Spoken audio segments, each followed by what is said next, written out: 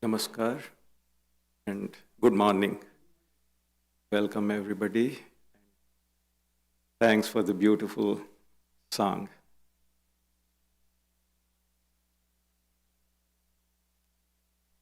The subject for today is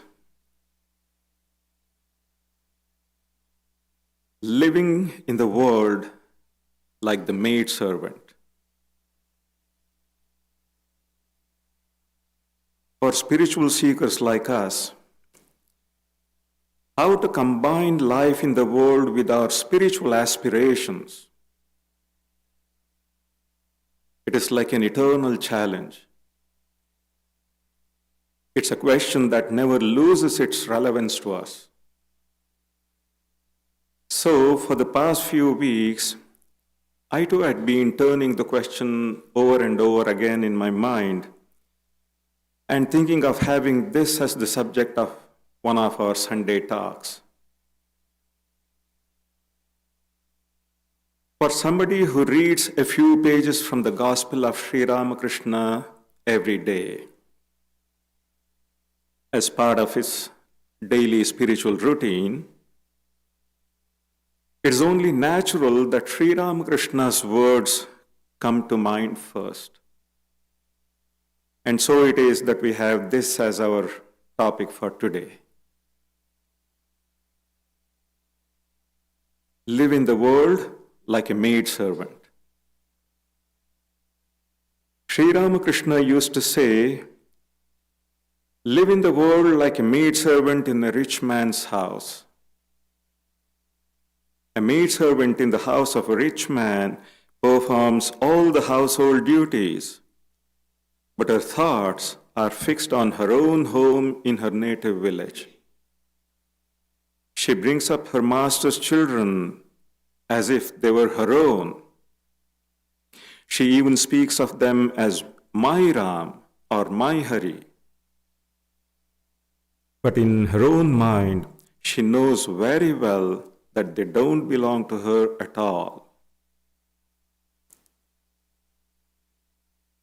I had originally chosen another similar teaching of Sri Ramakrishna as the title for today's talk. Live in the world like the mudfish. As you know, Sri Ramakrishna also used to say, live in the world like a mudfish. The mudfish lives in the mud, but itself remains unstained. The mud is there, and the fish has to live in it, but its body is not stained by the mud. Its skin is always bright and shiny. You should live in the world in a spirit of detachment. You may get some dirt on your body, but you must shake it off as the mudfish shakes off the mud. So these are the two analogies that Sri Ramakrishna gives. Apparently, these two teachings are very similar to one another, almost identical. But still, if we want to look for a difference, we can find one. It's funny, I had to prepare this talk, so I looked for a difference, and I found one, with the result that I found enough material for two talks. Anyhow, the difference is not in the essence of the teaching, it is where the emphasis seems to be. In the maidservant analogy, it is on duty. And in the mudfish analogy, it is on detachment. That said, whatever difference we may think we have discovered between the two teachings, it is not of any practical consequence. The lesson is, duty has to be done, but in the right way and with detachment. So today, let us explore the first analogy and try to understand how to live in the world like the maidservant. And in the next talk, we can take up the second one and try to learn how to live in the world like the mudfish. And hope that the discussion will answer our question of how to harmonize life in the world with spirituality. So now, first of all, what is duty? We busy ourselves with so many kinds of activities that we usually call duty. But what have these so-called duties brought us? Mostly frustration, dissatisfaction, restlessness, and very often also pain and misery. Generally speaking, they haven't made us feel happy or free. If this is true, then there must be something wrong with our idea of duty. We do karma, we work, but we haven't succeeded in converting it into yoga, a means of self-realization. And why is that? Swami Vivekananda says, first, if you want to be a yogi, first, destroy this idea, this tendency of selfishness. Do not allow the mind to get into selfish ways. Then you may go out into the world and work as much as you can. You can mix with everybody, go wherever you please, but you will not be contaminated by evil, like Sri Ramakrishna's Mudfish. You will be like the lotus leaf in the water. And Swamiji says, this is vairagya, dispassion or non-attachment. Own and be perfectly non-attached. Another may be in rags and still be very much attached.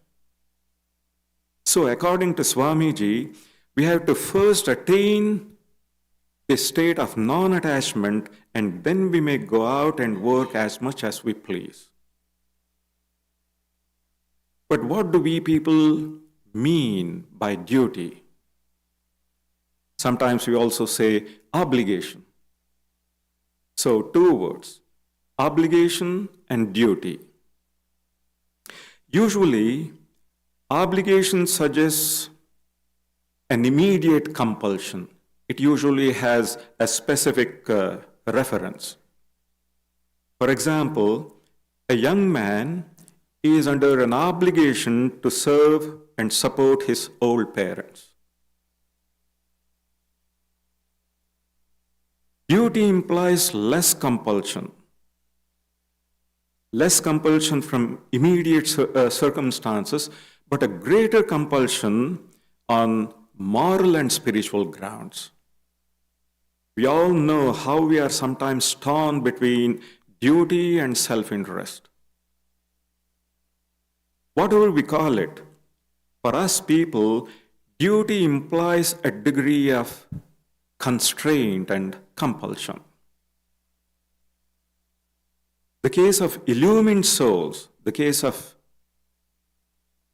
Jivan Muktas, theirs is different. They work in a spirit of freedom out of their love and compassion for humanity. In them, there is no conflict of desires and so no conflict of duties. They have only one way of doing things, and that is the spiritual way, the Godward way. It is only we people who are always confused about the nature of duty and also about the ways of fulfilling it because we are full of desires, selfish desires. What strong words Swamiji uses to show how our sense of duty often becomes a disease. Swamiji says, duty is the bane of human life. Duty is the bane of human life. Look at those poor slaves to duty. Duty leaves them no time to say their prayers. Duty is ever on them. They go out and work. Duty is on them. They come home and think of the work for the next day. Duty is on them. It's a slave's life. This is duty as it is understood.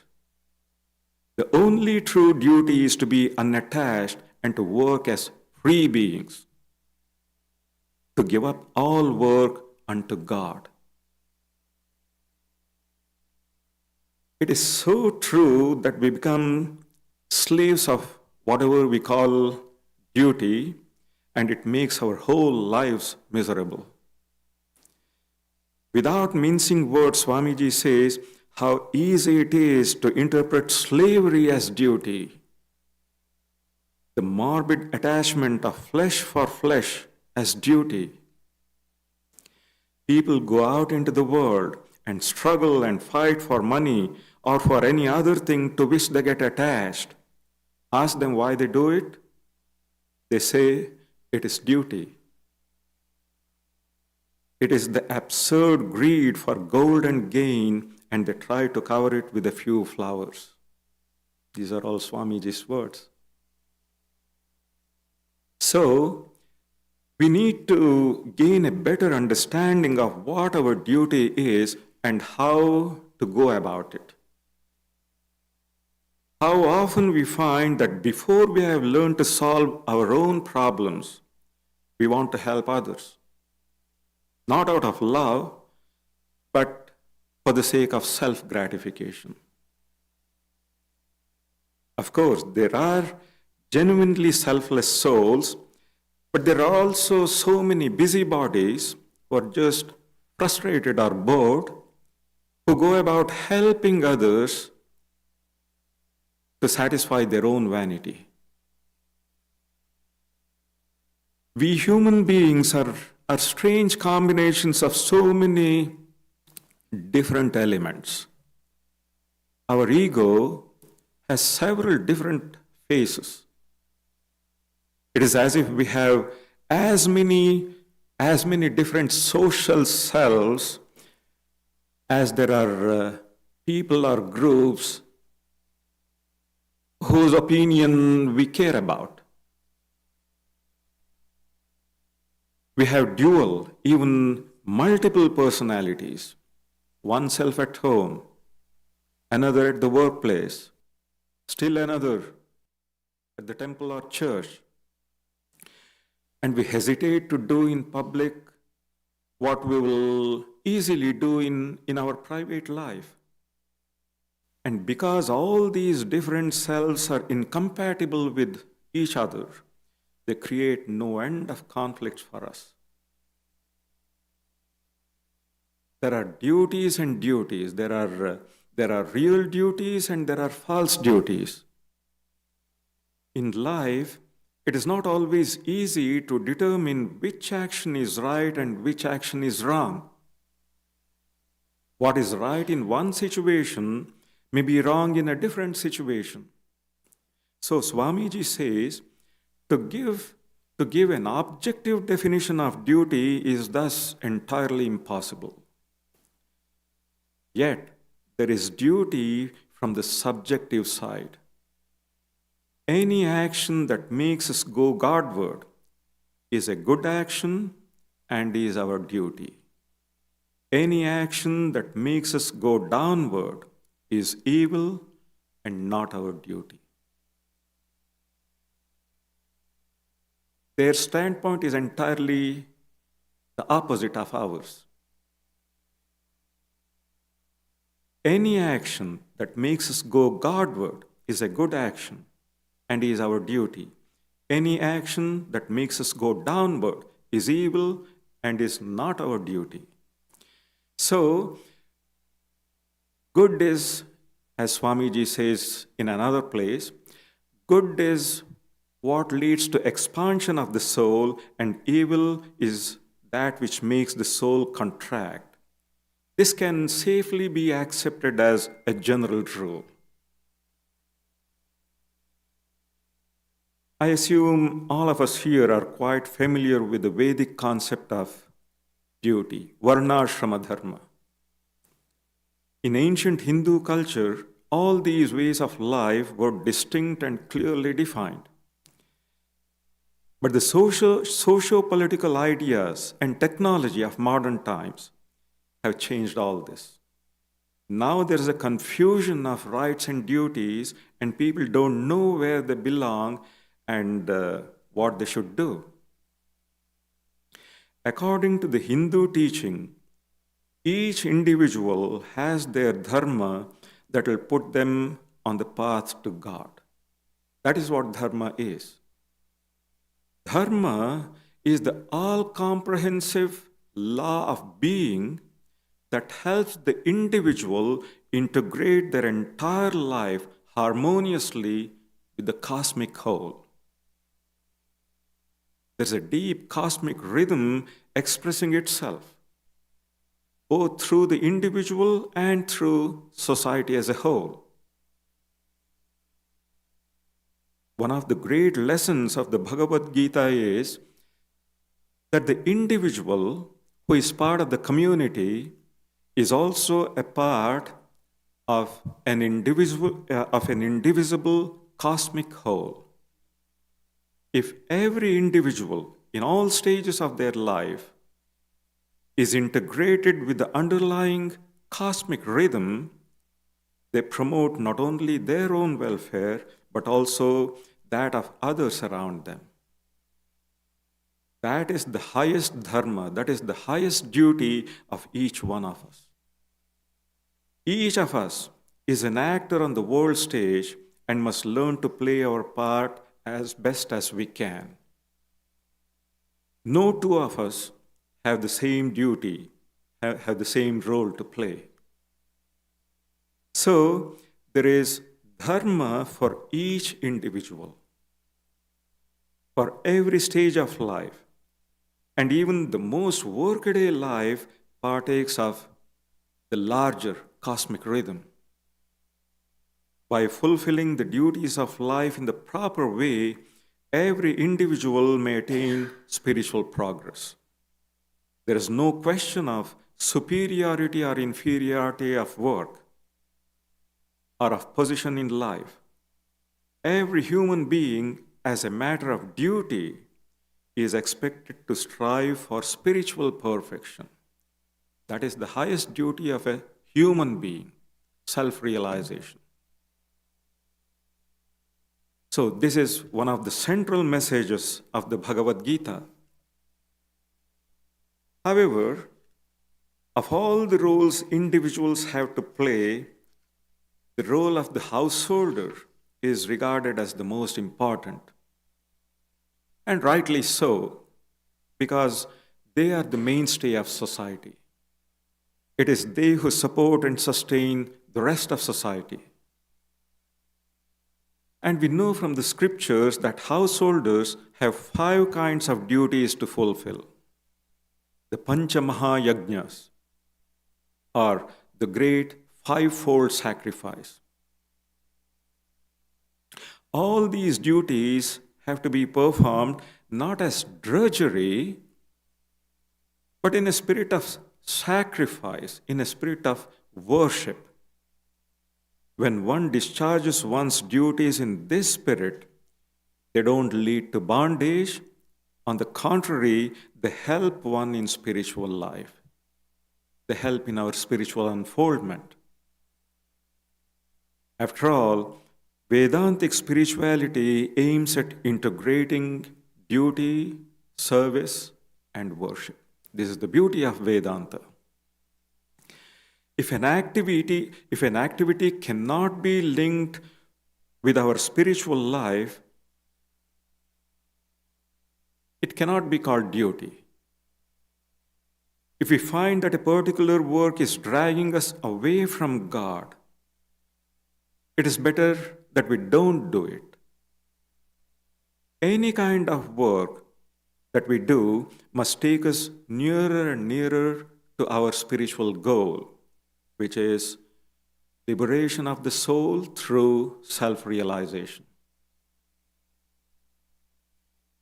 But now comes something very, very important.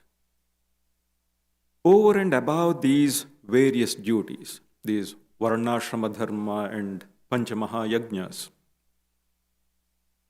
each one of us has a duty to ourselves, to our higher self. Each individual, as we just heard, is a part of the universal soul.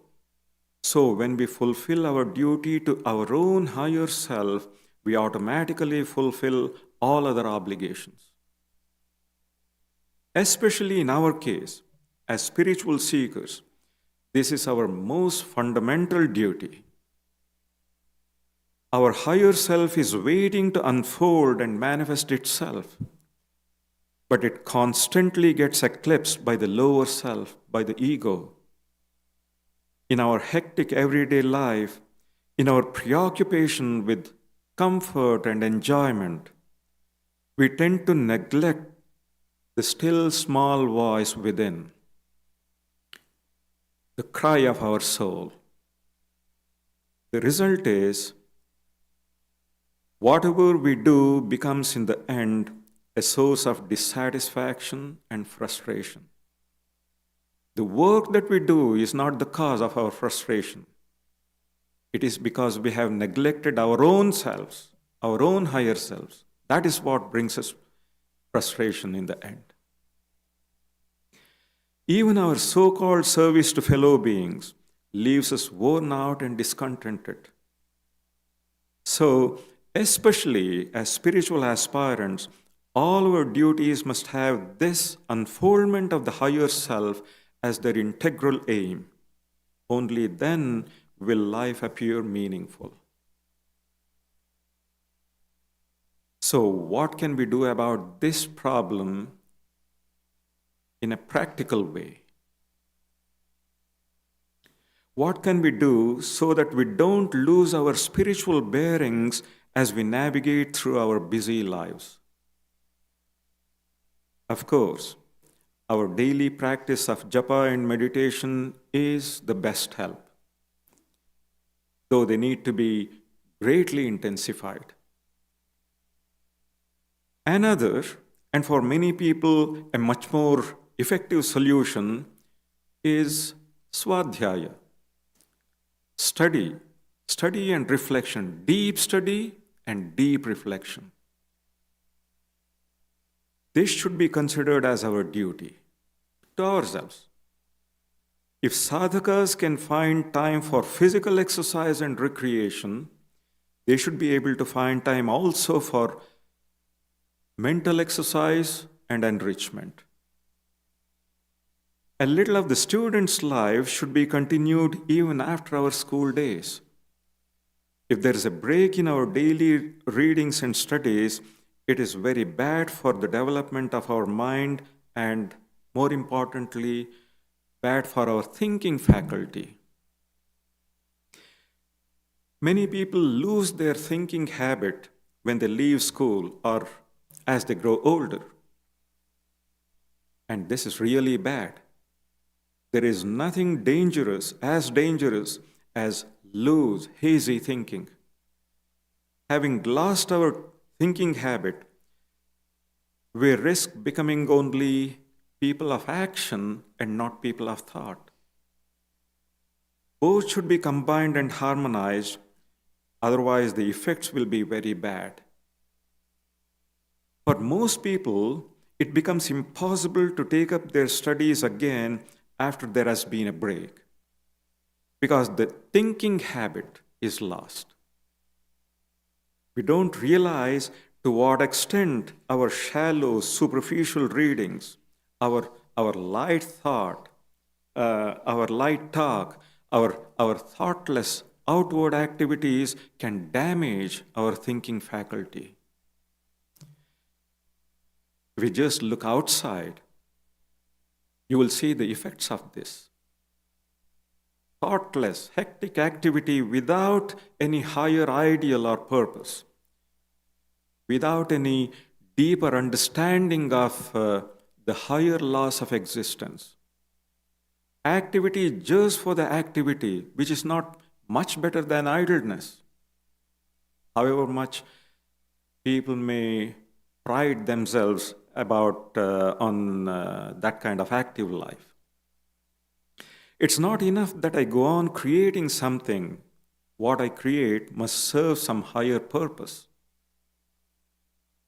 Even if we don't find time to read much, deep thinking and reflection must be made a matter of daily practice, just like our japa and meditation. We waste so much time thinking useless thoughts. Instead of thinking such thoughts, we could make use of that time for something higher. There are so many quiet moments in the course of the day, and these quiet moments can very well be used for some introspection.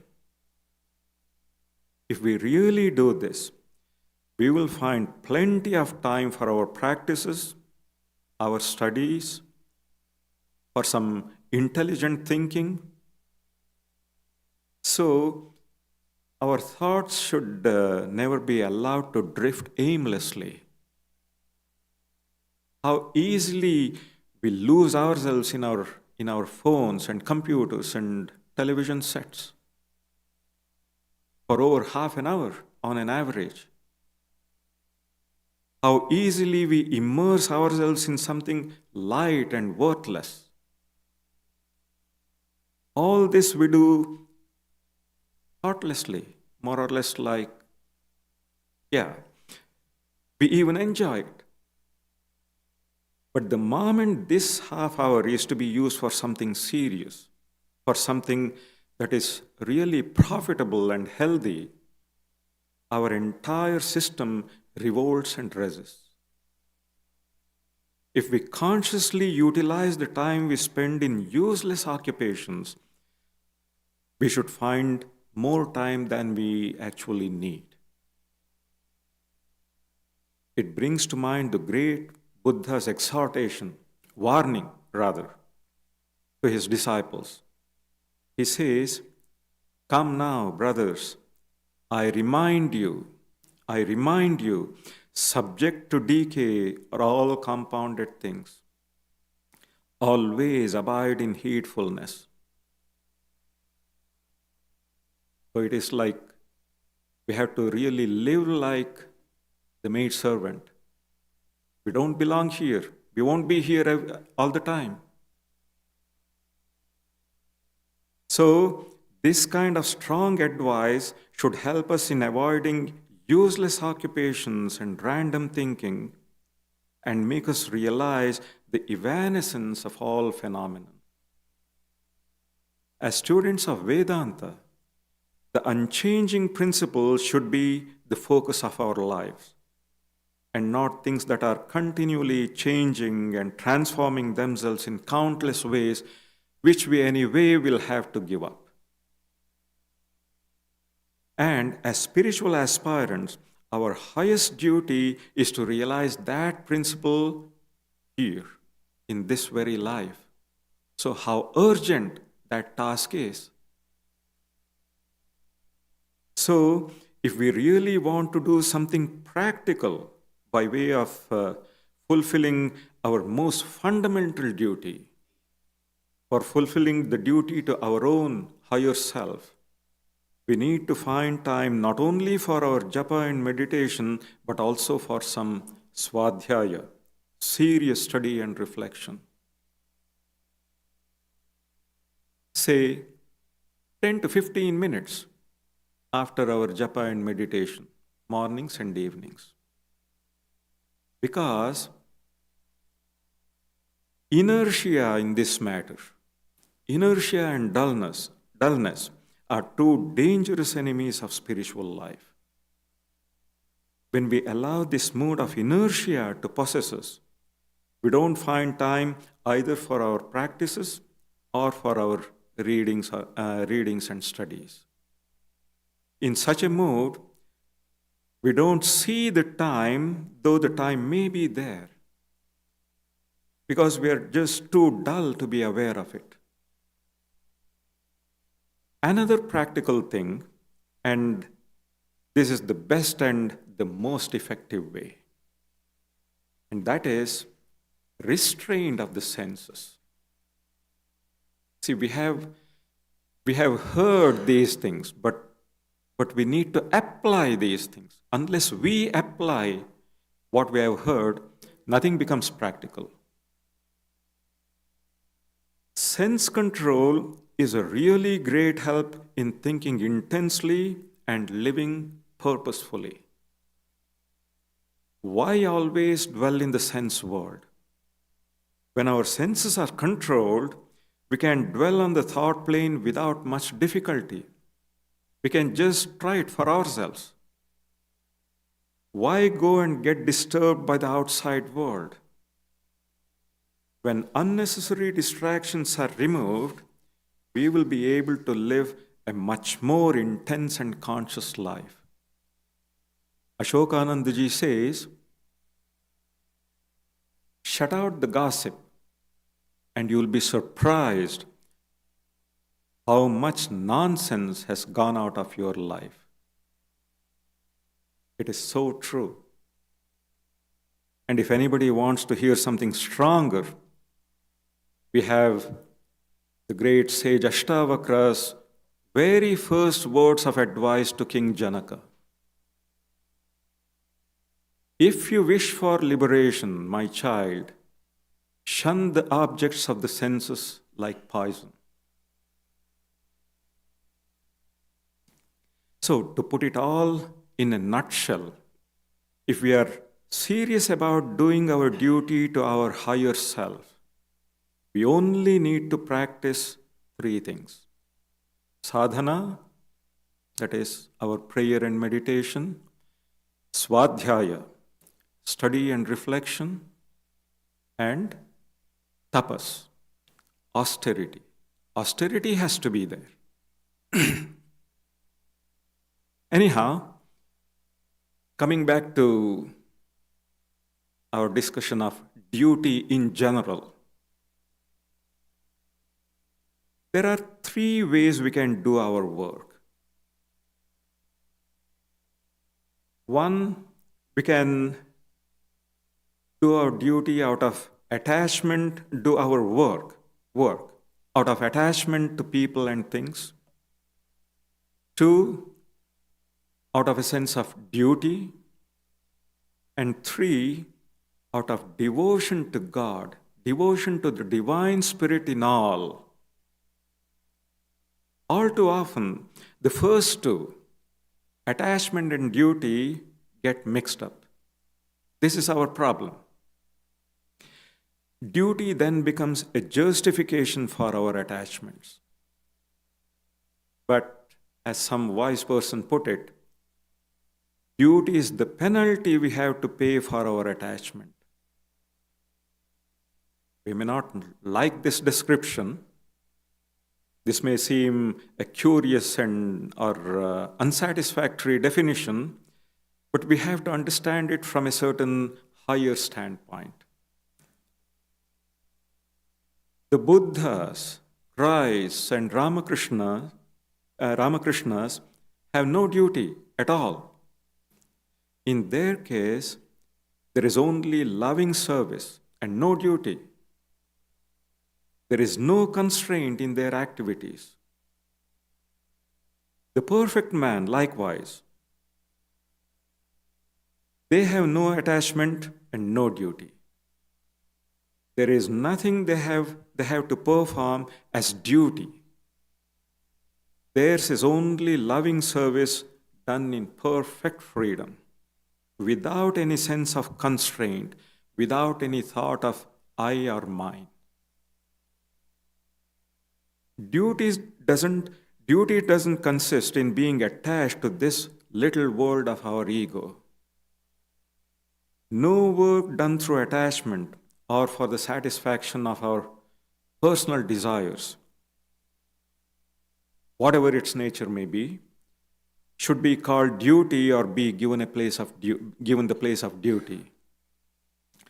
That kind of work is, well, just plain attachment and clinging to our own lower self and nothing more. True duty consists in self-control, self-sacrifice, loving service, in the purification and concentration of the mind, and in giving the senses a higher turn by making them fit instruments in the hands of the divine. This is what we read in the Bhagavad Gita. The purer we become, the better we will be able to do our work as a form of service to the divine in all. At no time should we allow any kind of attachment to creep in.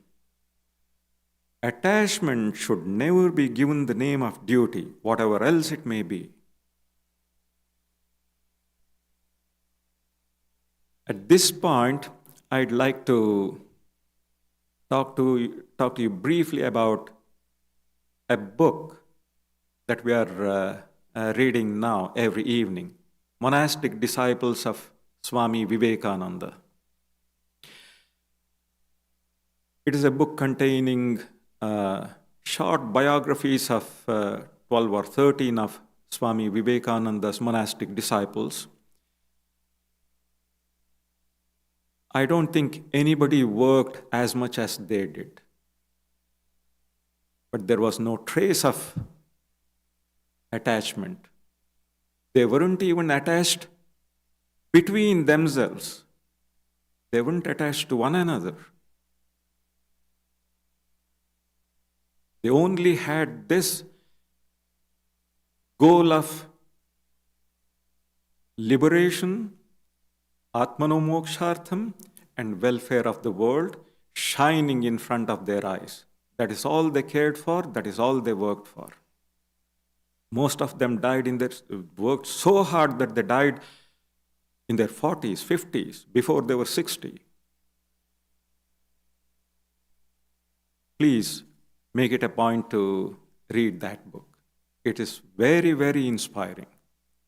As inspiring as the life stories of Sri Ramakrishna's direct disciples themselves.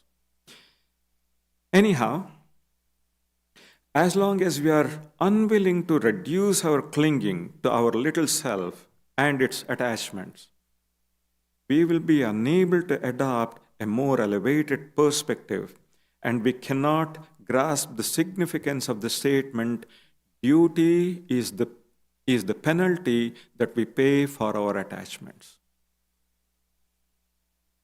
The ordinary idea of duty is nothing but bondage.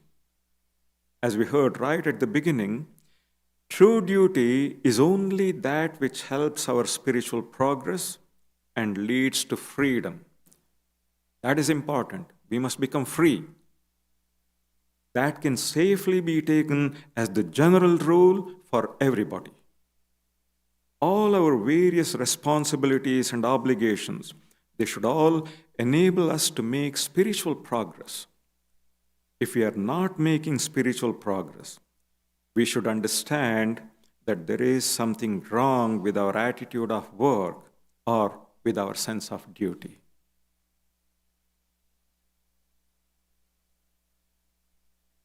Then we have the problem of conflict of duties. This is a fairly common problem, especially in the early stages of spiritual life. One of the most common conflicts is when we feel it is our duty to do a certain thing, but find that it is beyond our capacity, that it is too high for us. What to do in such a situation? There is no easy solution to the problem. If it is something that ought to be done, of course, we have to do our best. But we also need to be humble, more modest about ourselves. As they say, do your best and leave the rest to God, but in a spirit of sincere surrender. But certain dilemmas of a moral nature can be deeply disturbing and unsettling. In such cases, we can only pray to God for help and guidance and wait. In any case, there is no such thing as a fixed standard for duty. Duty keeps changing as we evolve morally and spiritually. It is relative to our spiritual development. So each case has to be evaluated in its own particular context. Another common cause of conflict is very often our sense of duty clashes with our tendency, with our proclivity for the pleasant and enjoyable. As the Upanishad says, the good is one thing, the pleasant another. Both of these, serving different ends, bind a person. It goes well with him who of the two accepts the good. He who chooses the pleasant misses the goal. You all know that verse from the Kathopanishad. So, we have to learn to subordinate that tendency for enjoyment to our sense of duty. Duty comes first. We need to always remember what is good for the soul, not what is enjoyable, and make our thoughts and feelings coincide with what we ought to do, not what we want to do. If we are strong, if our moral nature is strong in this respect, we can avoid unnecessary conflicts and worries, which is a huge waste of energy. Now, everything that we heard about up to this point, what duty really is, how many different kinds of duties there are, what the supreme duty of human life is, the conditions and requirements that need to be met before duties can be properly fulfilled, the pitfalls and dangers that lie on the way, the conflicts that will have to be faced and resolved. We have been talking about these things. All this will be taken care of to a very great extent if we have a spiritual ideal and a spiritual outlook on life. The maidservant's ideal is not to spend her life in the rich man's house. In her own mind, she has her own family in her native village. That is exactly our condition. But unfortunately,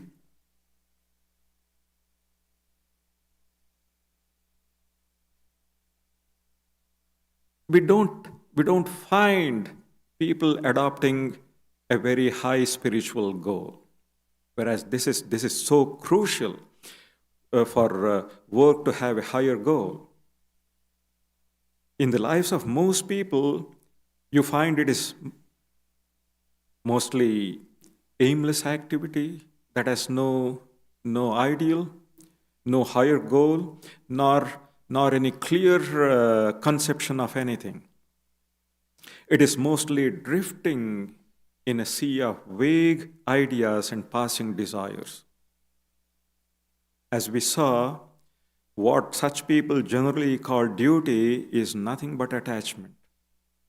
People keep themselves active and busy through attachment and clinging to wrong values. Money, enjoyment, influence. They only give it a high-sounding name and feel satisfied. Whereas duty as such, by definition, duty should have no element of attachment or egotism in it. Duty is something that is done in a spirit of perfect self-sacrifice to the divine through a sense of art, never for any personal end. This is what the Bhagavad Gita says. Now I quote, when a man performs an obligatory action, the art, when a man performs an obligatory action only because it ought to be done, renouncing all attachment and fruit, his renunciation is characterized by sattva.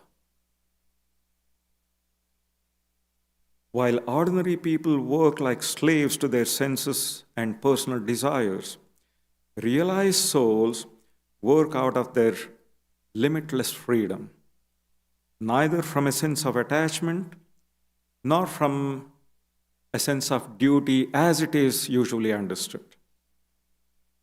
They do all their activities as a form of loving service to the divine in all, with the full awareness that they're only instruments in the hands of the Lord. These are the ideals that we need to emulate. So, our activities should have a higher goal that is beyond the realm of petty desires. Our activities should never be aimless ones. Activity just for the sake of activity. As I said, people pride themselves on being active, but in many cases, it simply means that they can't sit still, like the old man in Sri Ramakrishna's gospel. He was busy mending a fence which didn't need any repair because he just couldn't sit still. People pride themselves on being active, but in many cases it simply means they can't sit still. They must always do something. They can't bear being left to themselves and to their own thoughts. Theirs is mostly just random activity. They are no doubt very active, but for what, nobody knows. This is nothing to feel proud of. Such people are always busy with something or other on the physical level, and if they are prevented from that, they at once start feeling miserable. They are no longer able to lift themselves up to the thought level. When a sense of real duty awakens in a person, that will be something far higher and better. Though even that is still a sort of constraint from a purely spiritual point of view. There is something even higher and better than that, and that is loving service, self-sacrifice to the divine that dwells in all, and in a spirit of complete self-surrender. That is the highest duty that we can do. Of course, the higher ideal always brings with it a certain amount of limitation. That should also be said. But this kind of limitation belongs to a higher order. It is the limitation that leads out of all limitations in the end. The moment I have the ideal in view, I can no longer freely and thoughtlessly get busy with all kinds of activities and so-called duties. I can't do anything immoral. I can't lead an impure life. I can't act in any undignified way. If we sincerely bring in the higher ideal, we will find that certain activities and certain so-called duties do not tally with it. And all these things have to be cast overboard. There is no other way. When we make some compromise, let us admit that we are weak, but we should never make that a justification for our weakness, let alone call it duty. And if any compromise is made, it should be made only keeping in mind that the aim is to go beyond, to rise above all compromise someday in the future. There should be no, the point is there should be no attempt at justification, because the ideal, as Swamiji said, the ideal should never be lowered. All in all, the problem of duty is a difficult one. Again, as the Bhagavad Gita says, even the wise are confused as to what is duty and what is non-duty. So to repeat, duty is that which helps us in our spiritual progress. Non-duty is what prevents or retards that progress. Just as we say, good is what that which helps our evolution, evil is what retards or prevents that evolution. Still, these are all only very loose and general definitions. Each case has to be judged by its own merit. But always, always, the lesser thing has to be sacrificed for the greater. The lower self has to be sacrificed for the sake of the higher self. By doing this, we rise step by step to higher and higher forms of duty. And when we reach the goal, all duty drops off, and what is left is only loving service to the divine in all, in a spirit of perfect self-surrender and self-forgetfulness and freedom.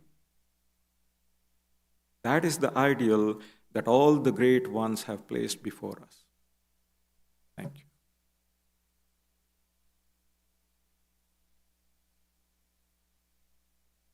There's going to be another song.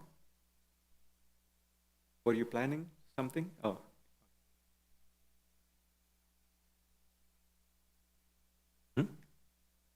Yes? Thank you. And please, thank you very much for coming. And after this, we will join the basement for some refreshments. Yes, this Thursday, Swami Sarvadevanandaji is coming. Most of you already know. And you can please check our website for the particulars of the program.